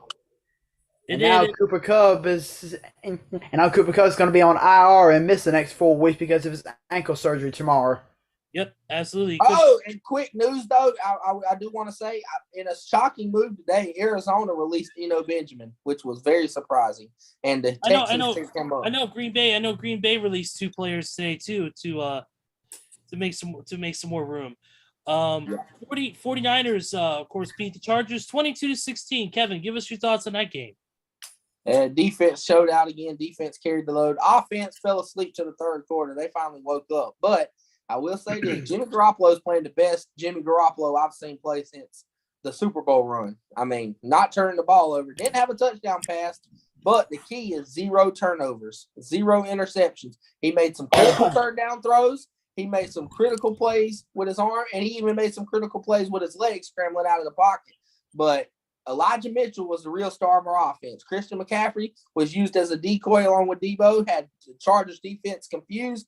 And what we do, Elijah Mitchell just boom, right downhill. I tell you what, Elijah Mitchell and Christian McCaffrey is going to be one of the top 3 running back duos in the NFL easily. But the big key is this defense, man. Nick Bosa and Fred Warner continue to dominate. And I done talked about the Dre Greenlaw. That's bullshit. Dre Greenlaw is a great player. And Talanoa Hufanga improved and continuously showed why he is a top 2, if not the best safety in football this season so far, next to Minka Fitzpatrick. Like, he's incredible, man. Dude makes plays all over the field, made a play on Justin Herbert, and actually shut out the Los Angeles Chargers in the second half. Didn't give up 0 points. That defense just 12 to settled in, and they made Justin Herbert's life a living hell. So I'm proud of that Super Bowl defense. Yep. All right, next game we got to talk about real quick. And then the final game is the shocking one, and that is the Washington Commanders taking out the Philadelphia Eagles and ending their undefeated streak 32-21. Undefeated, charge no on this more. one, my friend. I mean, what can I say? My Commanders, they actually went out and played played one of the best games that they've ever played this season. I mean, we held onto the ball for over 40 minutes of gameplay. We kept running the ball down their throats, and we actually got the job done. But on the bright side for Philly, I will say one thing. As compared to a couple years ago when Washington beat the undefeated Pittsburgh Steelers and the Steelers wound up sucking the rest of the season, we're not going to see that with Philly this year. We're not going to see them start sucking now. if anything, Philly. Let's see. I believe they're going on the road this week to Indianapolis. They If are. anything, Philly's going to take this loss, and they are going to come out guns a-blazing for the rest of this year because they are not going to pull what Pittsburgh pulled a few years ago. No, Not even close. And not only that, but the defense of Philadelphia, the offense of Philadelphia, that pressure is gone from them of being undefeated. Because if they remained undefeated or had a record that was undefeated going into the last couple of weeks, they would have had all that pressure on their backs going, should we keep trying to go undefeated? No, you don't want that, because if you have a loss, it makes you focus more on the game at hand. And I will say this.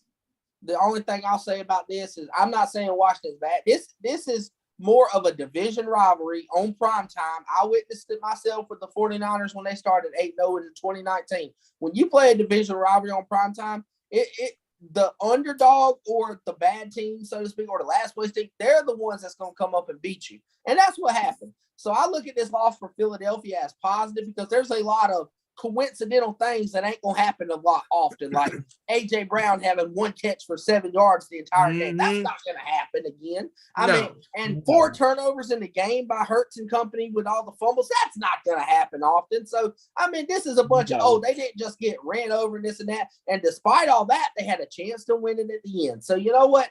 I'm not counting them out. I just think that's go ahead and get that loss out their system and let's go ahead and regroup. I just want to see how that young team and that young head coach responds to their first loss. That's what I'm interested to see. Absolutely. I mean, like when you look at this game, I mean, this game was close the entire time, and Washington won this game, especially in the first half. I mean, held the ball for nearly 24 minutes in that first half. In the second half, in the second quarter, they had the ball for nearly 7 and actually they did. They had the ball for 7.5 minutes in that second quarter. And also in that game, they ran 51 plays in that first half. That's insane. That's the recipe to beat a high-octane offense is to keep their asses on the sideline. Plain and simple. That's how you do it. Yep. Definitely. Now, ladies and gentlemen, that is over with. And it's time for what you all came here to see. And no, I'm not talking about Kevin giving his best impersonation of a quarterback that actually matters in good old Raider territory. Oh. I'm trying to come up with a good joke right now, but it's not working, okay? Kind of like Ben Simmons' defense. It's all right. Mid. Lower than mid. Hey, broke ass Dave Grohl, can it? I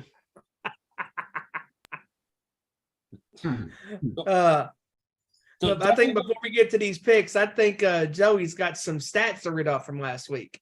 Oh, he does. Oh, wait, he does. That's right. You know what? Read it. Whatever. Yeah, so I do want to say one thing real quick. I didn't say this on the show last week. Oh God! But because we were giving our predictions last week, I said on the show that I picked Seattle to beat Tampa Bay. Yeah. However, as soon as we went off the air that night, or as soon as I logged off and was thinking about it, I was like, you know what? I don't even know why I even picked against Tampa Bay in this case. So I changed my pick to Tampa Bay right before I went to bed that night. And sure enough, that was all I needed to secure a 4-way tie this week, along with actually, you know what? All four of us, we all went 8-6 last week. Randy went 7-7. God damn, Randy. Mid. Just like that Tom Brady jersey gonna look on you mid. But yeah, once again, since both guys went 8-6 last week, Kevin and Steven, they are still tied at the top of the standings with an overall record of 92-58. God almighty. Spygate. Ezra is 1 game behind at 91-59. Oh, I was 1 game behind Ezra at 90-60. And Randy stands at 82-68. still better than the Lakers. So good job, Randy. Yep. All right. Let's get it. Let's get it. All right. As Paul Stanley would say, let's do it. Oh, yeah. Let's go. All right. All right, let me get Randy's scores pulled up here. Right, here we go. I have a joke about that, but I'm going to leave that alone. Let's keep it as PG as humanly fucking possible. But first game, Thursday Night Football. This one's actually going to be a good one. Titans and the Packers at Lambeau. But the one bad thing about this game is that it's going to be on Amazon Prime, which I do have. So fuck everybody else. But I did, like you said, this week these scores are going to be absolutely tough to call. Oh, it's going to be so tough to pick. And most of these games are going to be really tough. So I'll go ahead and start with Randy's score. This one is actually going to be really tough. This one is right here. Yeah. I'll go ahead and start with Randy's score. He picked Tennessee to win 24-17. You know what? I have a similar score. Actually, I do. I think Green Bay is going to have a better game this week because I think they're going to have that confidence coming off the win against Dallas. I am going to go 27-23. Titans over the Packers. I am going to go with. I'm going to go with Green Bay in this one. I'm in a close one. It's going to be a high scoring game. I think it's going to be 26-22. Ooh, look at that score. Someone will be breaking and entering into Steven's house in about 5 minutes.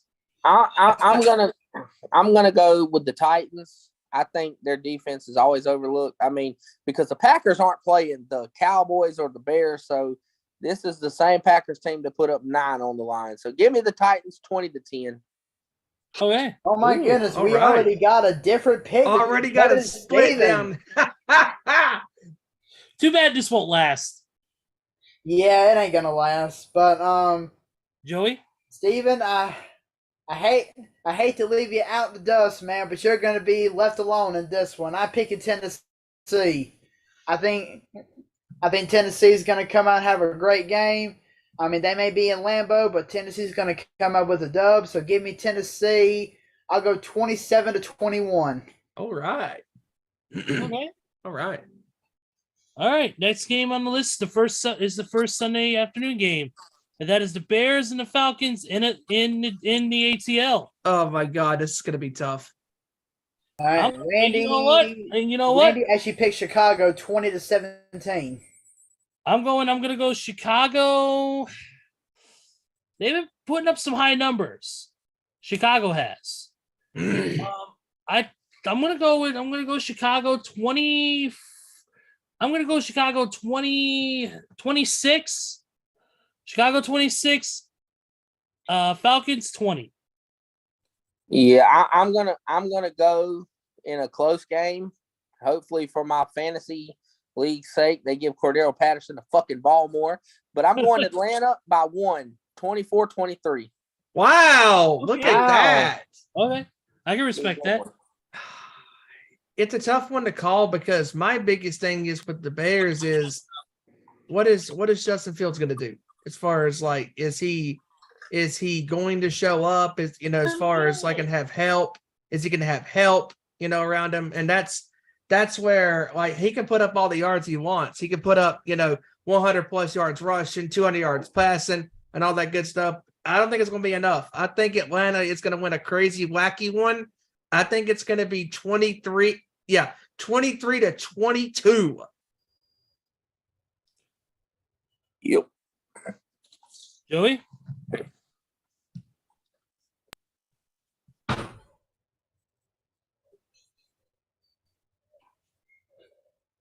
Joey says it's going to be a tie. It's going to be a tie. I'm going to overtime. Tie.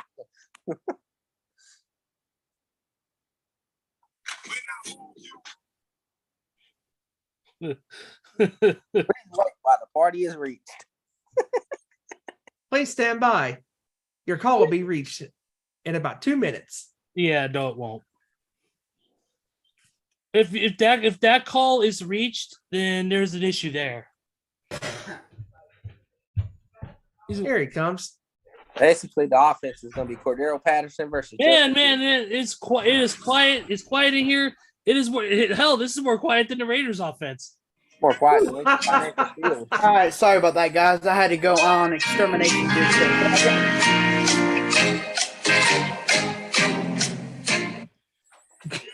Just like yeah, sorry about that. I had to go on bug duty for a second. But Steven, what was your pick? I said 23-22 Atlanta. Okay. Joey the Exterminator. So that means we got a tie between 2-2 for both teams. So I'm gonna have to break the tie here. Oh man, this one's tough. Oh, a tie. Just remember who hosts the show, Joey.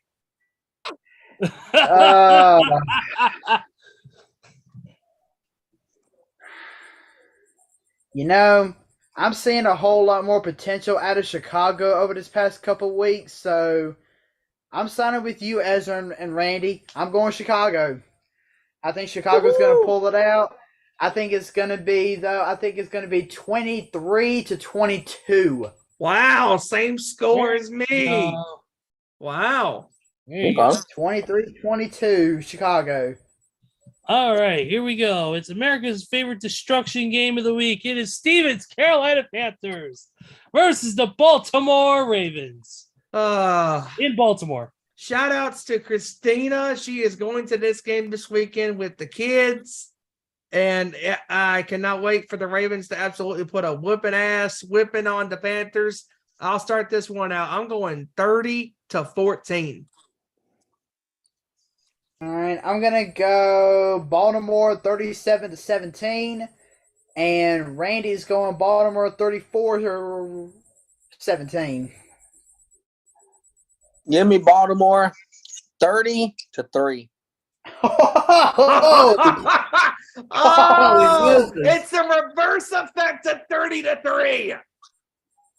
The Orioles. All right, Ezra. 28-6. Oh, if they beat them 30-3, that would be hilarious. It would be the reverse effect from the Orioles in baseball. Could have been like since the Ravens are like the Falcons, I could have said they would have won 28-3.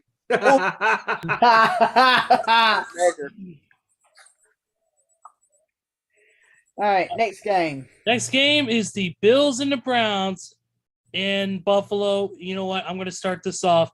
You know what? Give me Buffalo 34-7. Buffalo is going to be full of piss and vinegar. You don't want to face this pissed off team. I think Josh Allen is going to rebound from having 2 picks in the last couple of games. I think Buffalo is going to drop the sledgehammer on Cleveland 37-10. Yeah, I'm going Buffalo. I feel bad for Brownie, the elf, or whatever he is, Kyler Murray, the elf. Give me the Bills 32-10. All right, Sledgehammer. All right, give me Buffalo in this one, 34-7.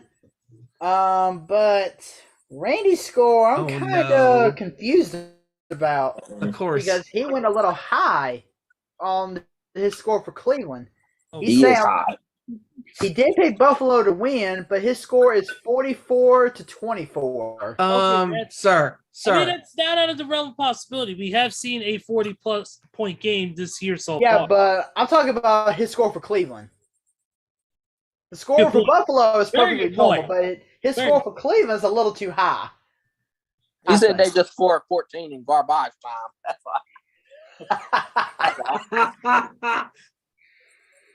All right. Next game on the docket is your Washington Commanders taking on Houston, Texas in Houston. Sorry, Brian, but this one is not going to end well for you. Yeah, we got a problem here. Another tanking loss for the Texans. I'm going with the Commanders to beat the Texans. I'm feeling a little odd here. I'm going 18-13. Whoa. I'm going. Okay. I'm going. And yes, this is gonna be great. This one. I'm gonna go the Commanders 21-12. Hey, there we go. Hey. Mm. What a rush! I love it. All right. Randy's picking the Commanders 17-14. I can't go that close because even though Houston has been close in these last 2 weeks, they can't stay close every week. So give me my Commanders in this one. I'm gonna go 27-6. Mm. Mm. Mm. Yeah, give me Washington 20-14. Real quick, I Alright. just want to mention the teams on bye this week were the Buccaneers, Jaguars, Dolphins, Seahawks. Yep. So just wanted to mention that real quick before we get any further. All right, next game is the Eagles and the Colts at Lucas Oil Stadium in Indiana. Oh boy, God bless. Revenge game. Revenge game for Philly. Give me the Eagles right now. Give me the Eagles 37, Colts 13. Holy smokes! I'm going Philadelphia in a revenge game. I'm going Philadelphia 34-13. Yeah, I'm going Philadelphia. They just knocked the top off of Jonathan Taylor. I'm gonna say they're gonna hold Jonathan Taylor under 25 rushing yards this game. They're gonna win 35-7 and a dominating effort. So Randy's score is actually almost similar to yours, Steven. Randy said Philly 34-14. Wow. Okay. Okay. And I'm going to follow suit with Kevin's score, but mine's going to be a little bit worse. Uh-oh. Give me Philly in this one 41-7. Oh. And that's the thing is when it comes to Randy's scores, he sends them in. A lot of us, some of us don't look at the scores. Like I didn't look at any of Randy's scores. Oh no, I mean I don't do scores. I just write down the team and I just move on. I don't even literally. I'm making up the scores as we go on the show. I don't even think about same it. here. I don't know what the schedule is until I literally look at it right now. That way you get that natural reaction. Yeah, the spontaneity. That's awesome. Exactly. All right, next game: Jets and the Patriots at Foxborough. Oh, this is a tough one. I'm gonna go. You know what? I'm gonna roll with the Jets. The reason why, because the Jets have been playing real well this season. New England, though, is a sleeper team, and they can hit you with a loss out of nowhere. You still have Bill Belichick there, and I would not put anything past them to possibly steal this one from them. So it's not going to be a high scoring affair. I'm going to go 17-14 Jets over the Patriots. Okay. Randy's picking the Jets 27-17. So that's reasonable. But yeah, I'm gonna roll with the Jets too. I mean, the Jets are playing so much better football than any of us thought that they were at this point in the season. So I'm gonna take the Jets in this one. I'm gonna go. You know what? I'm gonna go 24-17. Okay, here's my dilemma in this game. This is one of those games where, it's like big brother, little brother. New England has straight up owned New York in the last decade. There's another game down the line that's similar. So I'm going to have to split it even. I think the Jets are going to break that curse this game, and I think the Jets are going to win 23-20. Other game, I'm going to have to roll with the flow, but I'll get to it when we get to it. Okay. I think the Jets are they have to win this, and I think they will win this. I think it's going to be a close divisional game. I think the Jets deserve to get a win off of the big brother, for once. I think the Jets are going to win this game. I think it's going to be 21-17, game-winning touchdown drive. And by the way, speaking of the Jets, there is a massive Jets fan who was on the Pat McAfee show on the 10th. His name is Michael Cole. Michael Cole is a Jets fan, do or die. He is a Jets fan, do or die. Michael Cole is. I have to listen to that. Like that. Check out him on the Pat McAfee show talking about football and specifically talking about the Jets. Oh yeah, and speaking of Pat McAfee, real quick, I believe an order of congratulations goes out to him and his wife because they'll be expecting their first child very soon. Yep, Yes. Congratulations to Pat and his wife on the announcement of a new child coming into the world. So congratulations. Yes, absolutely. Happy for your brother, and we can't wait to see you back once College Game Day wraps up. We can't wait to hear you back on the commentary on SmackDown. Yes, sir. It'll be here before we know it. Absolutely. Next game on the list is the Rams and the Saints in New Orleans. Both these teams suck. Yawn. Dumpster fire. Hey, Kevin, go ahead and get that image of that dumpster fire on your background because that's what we're gonna see in this game. You know what? This is gonna be. You know what? I don't know. All right. Randy's actually picking the Saints to win this one, 17-14. Okay, that's realistic. That's reasonable. Yes. I was actually gonna go with something. I was actually gonna go with something similar. I was gonna go with something similar. I was actually gonna go 20-18. Saints. Yeah, Saints. Yeah. I just with the Rams right now, with them injury ridden and of course them not playing their best, I just can't trust them to win this one. I mean, the Saints ain't that much better, but I think the Saints are gonna play better in this one. Yeah, I'm gonna take the Rams in this one. I mean, I'm sorry. Whoa, I'm taking the Saints in this one. You caught yourself. I'm gonna go with the Saints on a game-winning field goal, 19-17. Wow. Okay. Yeah, this game's so hard to predict because it's a bunch of trash cans. No cup. I'm gonna go with the Saints, man. 16-13. Give me the Saints to win in a close one. I am going to go 14-12. Okay. All right. Next game is the final 1:00 game, and that is the Lions and the New York Football Giants. Oh, and this is a tough one to pick. This is going to take place in the shadows of New York City. Sorry, LaGreca. Love you, Dave. Yeah, we love you, Dave.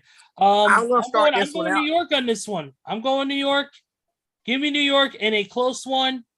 I'm going to go 24-21.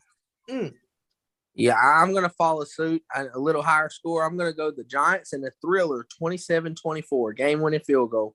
Nice. I like that score. I'm going to go to a similar score to that. I have the Giants winning on a game-winning touchdown drive, 28-24. Okay. I can see that. You know what? I'm actually taking that same score, Steven, 28-24 Giants. But Randy here, he's going against the grain. He's picking Detroit, 24-21. Wow, dude. I can see it. Yeah, I can see it too. I'm not gonna lie. I can see that. Yeah. Detroit has their moments. They do. 3 games in a row. Wow, that could be possible. Yeah. All right, on to the 4:00 games now. And actually, and this one is one Randy is going to not love, and it's the first one, and it is the Las Vegas about to fire Josh McDaniels Raiders versus the Denver Great Value Discount Rollbacks. Oh, Jesus Christ. Do we have to have a more shittier game on the docket for Sunday? You know what? You know. Give me this one. Right now. Fuck. This score is going to be both hilarious and sad. Give me the score. I'm going, you know what? I'm going to go for Randy. Raiders 15, Broncos 6. You know what? I'm going to follow suit with the events that have been happening the last 4 or 5 weeks. Give me the Donkeys in an upset, semi. Ba, Upset, ba, ba, ba, ba. semi.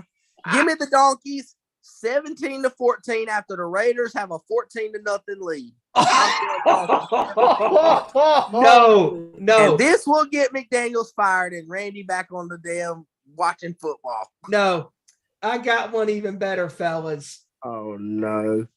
You want a complete disaster, or in this case, you want a beautiful disaster? You got the Las Vegas Raiders up 20-0. And the Denver rollback cheap-ass donkey Broncos come back on a game-winning touchdown drive to beat the Las Vegas Raiders 24-20. Oh my goodness. After that, you're fired. All right, so Here comes Randy. Tampa Bay here because he said the Donkeys versus the question marks. Damn, he is that upset with them poor Raiders. Oh, And get this. He didn't even give a score. He said Donkeys by 50.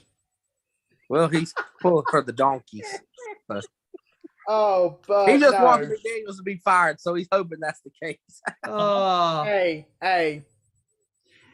I'm gonna follow Steven's score, but I'm gonna call mine an extremely beautiful disaster. And you know why that is? Why? Because the Broncos are going to win this game on a last-second touchdown, 7-6. No. Oh, dear What? God. No. Listen, all I'm going to say about that game is I know we shit the bricks about Nathaniel Hackett, but Josh McDaniels takes the cake. He might be worse than Nathaniel Hackett. Holy shit. Yep, Okay. 7-6 Broncos. Oh my god. Okay. You know what? This deserves this one here.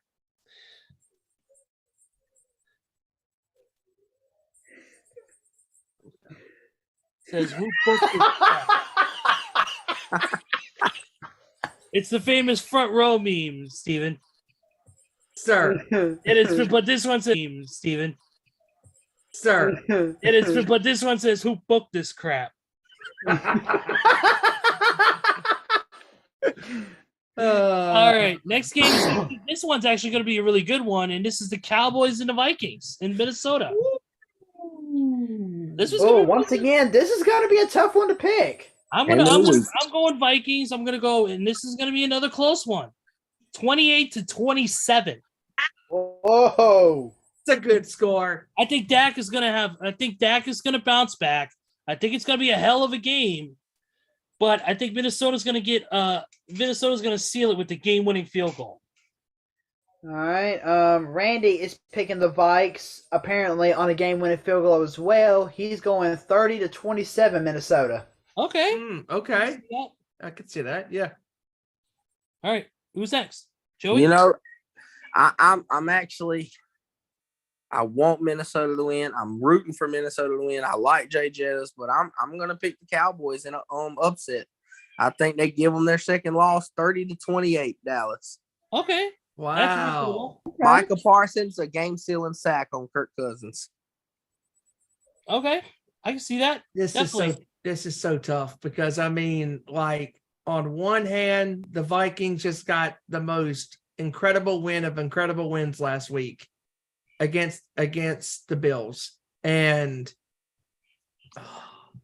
it's so tough. I mean, this is a tough game. I am gonna go with. Oh man, it's really tough to pick. I mean, because either one of these teams could win. I think honestly, the Vikings they're going to put up. I want them to win this game, but I agree with Kevin. I just after what they went through last week against the Bills, I think that Dallas is going to win a close one. I think it's going to be 27-24. Once again, you guys are forcing me to break a tie. Oh man, this one is so hard to pick. I agree. Gosh, I don't. Okay. You know what?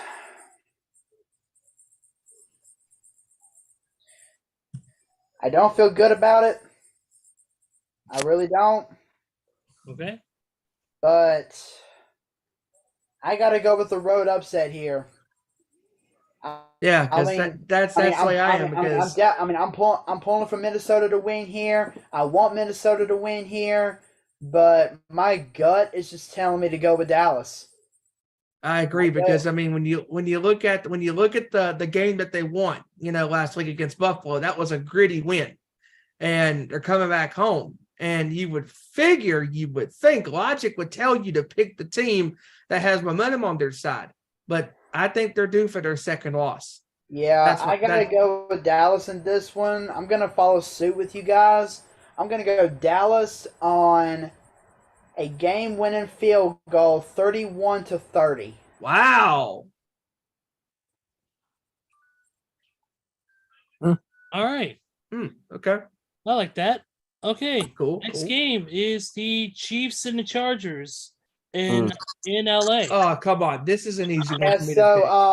real quick, this game, the Chiefs and the Chargers, was supposed to be at 4:25, but it got moved to Sunday Night Football, so the Bengals and the Steelers got moved up to 4:25. Yep. I'm gonna go with the Chiefs. I'm gonna go 31. Wait, did 41. we miss that game? Oh, Bengals and Steelers. Yes. My fault.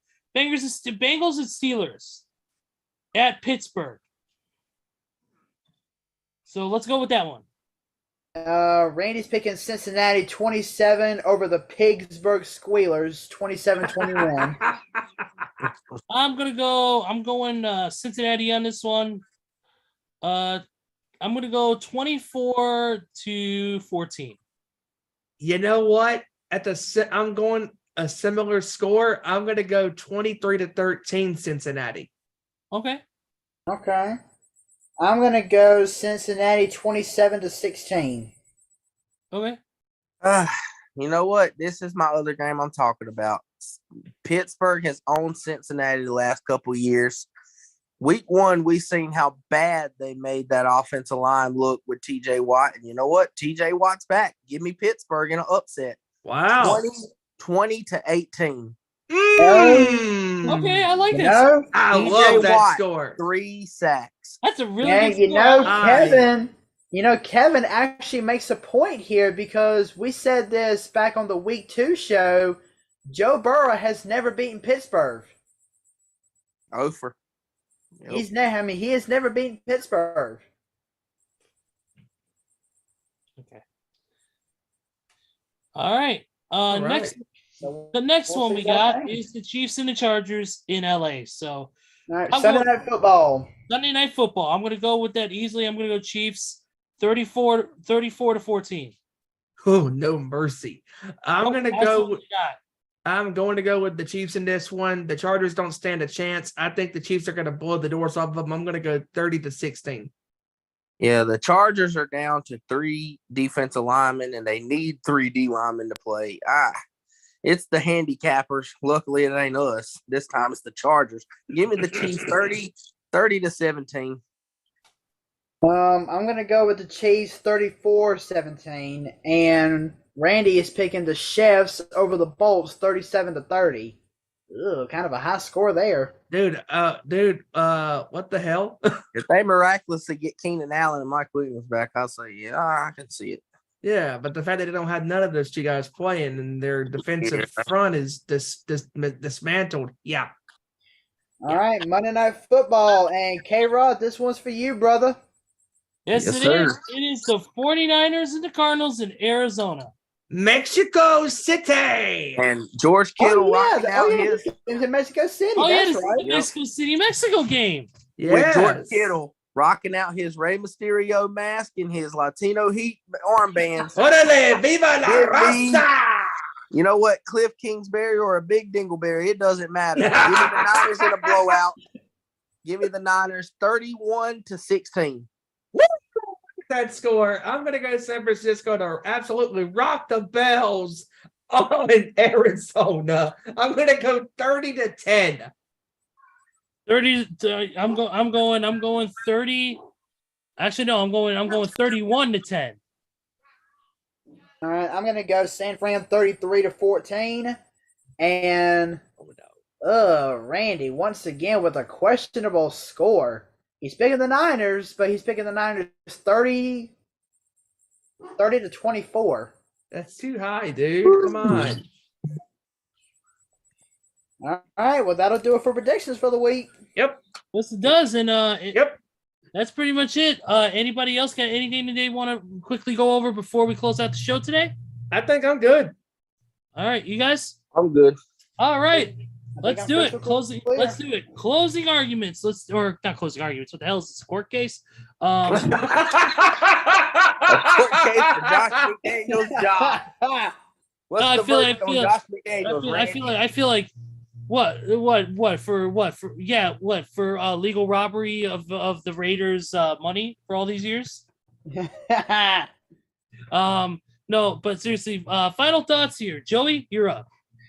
Once again, another great show with you guys. Love the NFL analysis. This week is going to be a very interesting prediction battle because we got some differences. So who knows who's going to come out of this upcoming week with the win in the prediction battle this week, and we're all getting close to 100 wins. So let's see who breaks that 100 win barrier first. But yeah, once again, another great show with you guys. MLB free agency is going to be is already started. We've got some deals inked up, but we still got a lot of free agency to get to. So it's going to be an interesting week coming up. So enjoy the sports and stay warm and stay safe. Peace. Okay. Kevin, you're up, buddy.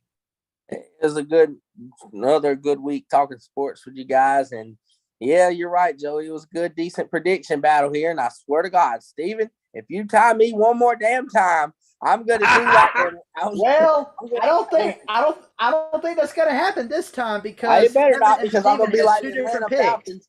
I'm gonna be like the Atlanta Falcons. They're gonna do the Ravens and sue for copyright infringement because I'm tired of tying. But yeah, it was a good show with you guys.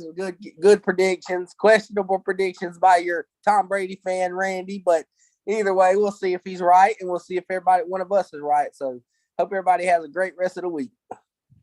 All right, Steven, you know what to do. Close it out, brother.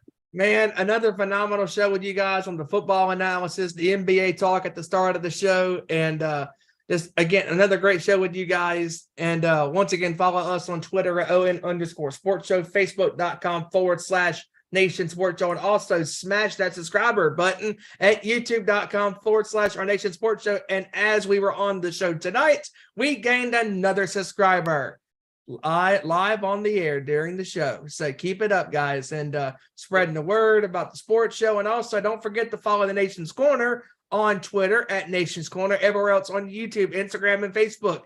It is at the Nation's Corner. And catch the Nation's Corner this Saturday night, 7 p.m. Eastern, 6 Central, 4 p.m. Pacific, as the guys and gal talk about AEW Full Gear coming up this Saturday in the shadows of New York City. And with that being said, again, specify this again, saying this: if you are a old school Metallica fan, do yourself a favor and check out the awesome show from the Hard Rock Live at Seminole Hard Rock Hotel and Casino in Hollywood, Florida from last week, because the guys played an old school 1983-84 set playing the songs from the first two records and Kill 'Em All and Ride the Lightning, and it was just an incredible show.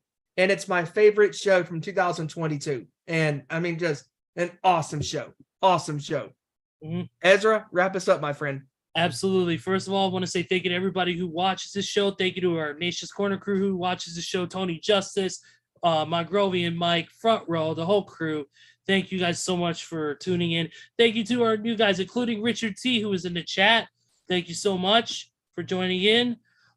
Real quick, also too, I want to say quick congratulations to some winners from this past weekend in the world of sports or in the world of combat sports and in the world of pro wrestling. Big winners. First of all, big congratulations to the new UFC middleweight champion Alex Pereira, who stopped Israel Adesanya 2 minutes and 1 second in round number 5 in an excellent fight. Also, Weili Zhang also became a 2-time strawweight champion, defeating Carla Esparza in round number 2 via submission, and also in an absolute brawl in round number 3. Dustin the Diamond Poirier beat former Bellator champion Michael Chandler in what was an amazing dogfight. If you guys haven't got the chance, check out UFC 281 either on pay-per-view or on ESPN Plus. Also, congratulations to John Wayne Murdoch on winning the Nick Gage Invitational this past weekend, defeating former champion from last year, Alice Colon, in the finals. And what was, of course, a bloody ultra-violent brawl. Congratulations to the Duke of Hardcore on finally winning the Nick Gage Invitational. But with that being said, thank you to everybody. And for Randy Guerin, who is not here tonight, for Joseph Thornton, for Kevin Rory, for Stephen Wyand, I am Ezra Vickery, and we will see you right here next week for another great edition of our Nation Sports Show. Take care, everybody, and have a great week. Enjoy the sports. Peace out.